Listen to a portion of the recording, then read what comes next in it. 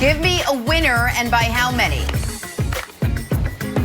This is the toughest game to pick of the week because Vegas is begging you to pick the Rams. Dolphins only 3.5-point dogs. Feels a little fishy to me, no pun intended. I'm going to go Dolphins. Tua gets a win. Ryan, good point, Wilds. Thank you. That's good. That's good animalistic information. I appreciate that. I'm going to go Dolphins by 2. What? Animalistic. Hold on. Whoa. What is your thinking here? It's Rams by 10. This is baptism by fire. They're throwing Tua in there. You also got Sue, who's going to get back on track for the sack record. He'll have 3 sacks this game. Tua's not going to be able to set protection. Aaron Donald, I'm sorry. Aaron Donald's going to go get back on track. This is going to be bad for Tua. So, Rams by 10, Nick. Can't believe you picked the Dolphins. No, but just for one quick note, Sue is going to come down from it's Bucks Giants, and it's on Monday, so he's going to come down and get a few sacks on Tua just to get warmed up before that Giants game. They're allowing him to do that because they're not taking the Giants very seriously. Rams by 7. All right, I like it. Well, make sure you get your picks in before kickoff on Sunday for your chance to win $1 million of Terry Bradshaw's money. For much more information, head to the Fox Sports app. All right, time now for a little thing we like to call 4 Things First. Brandon, you're up first. You love Tom Brady winning NFC Offensive Player of the Month. Jen, I can't imagine being Tom Brady. I mean, just think about it. All the hate that he deals with every single day. You know, he's one of the best at his sport. He's one of the greatest athletes ever. And now you have this guy at 43. And a lot of people, even on our network, talk about he has a noodle arm. He can't do it anymore. And all of a sudden, you know, we fast forward 7 weeks, and he's playing some of the best football ever. Maybe even the best football at the quarterback position now. What do we have? What's the result?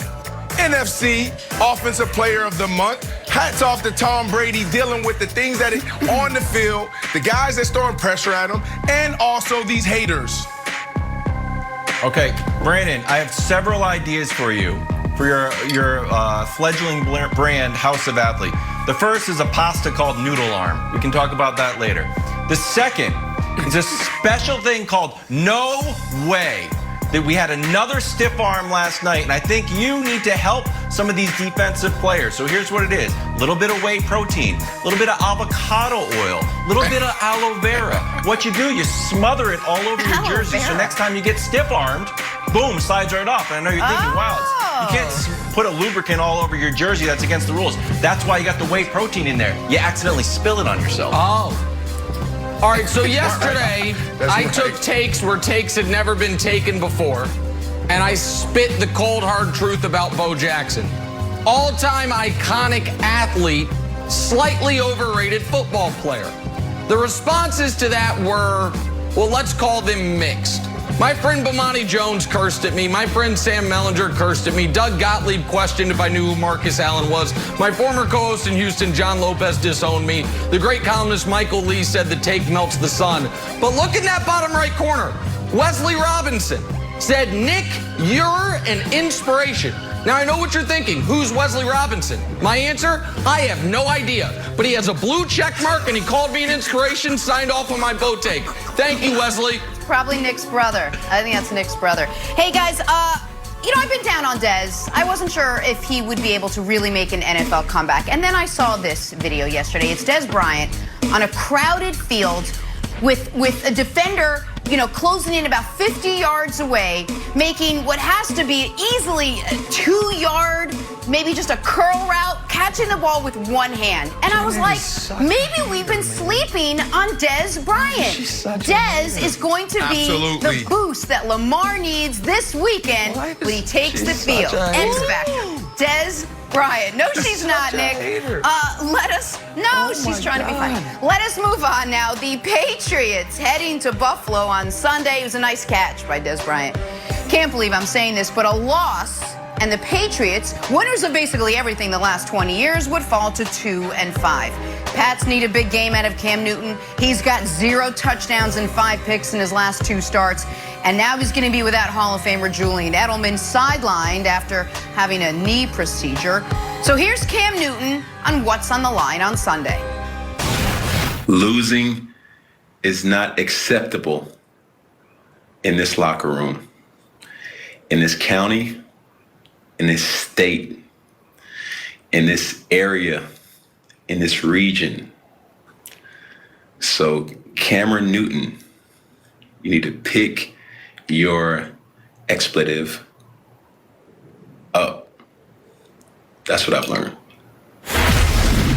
All right, Brandon, I gotta ask, is Cam Newton playing for his job on Sunday?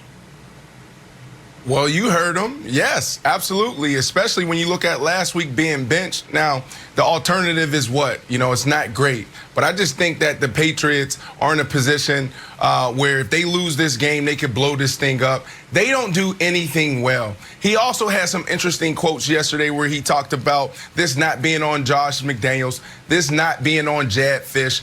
Yesterday I talked about, you know, man, there's something sloppy about this team. Protection. You never see free runners running at the quarterback. We haven't seen that in 15 years.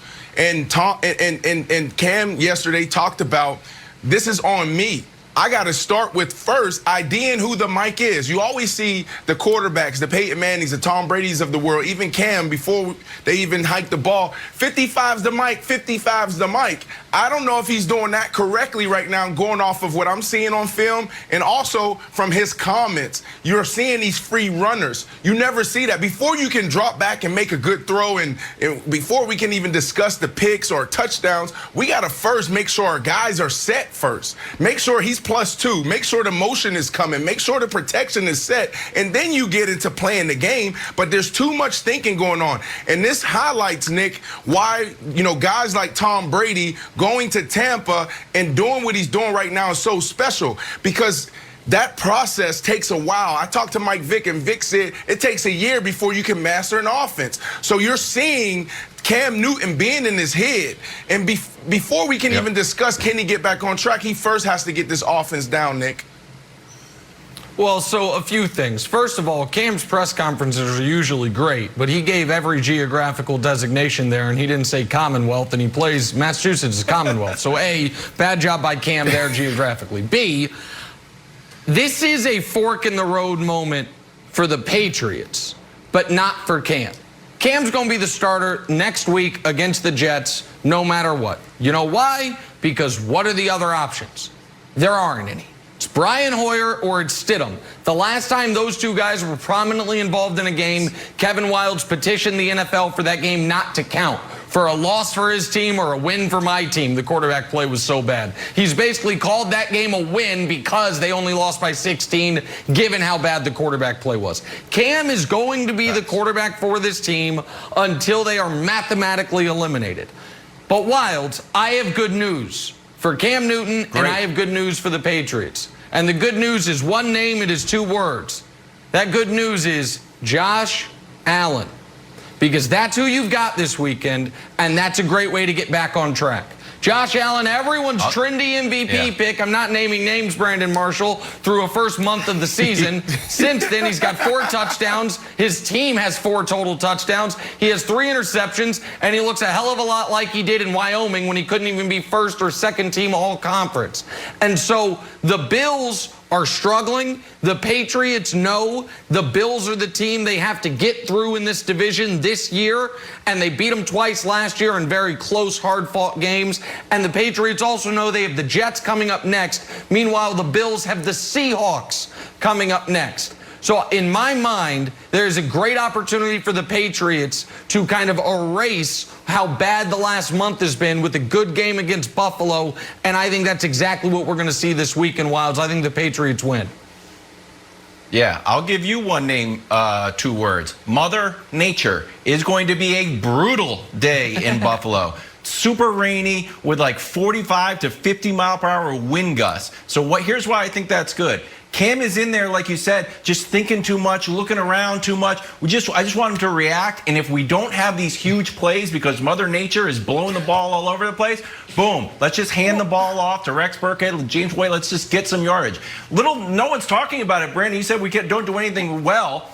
It's because really we have bad PR. We're the 4th best rushing team in the league. We run more per game than the Titans, but it's just we haven't done it recently. It went from 250, 185, 117, then 94. And that's what I'm saying.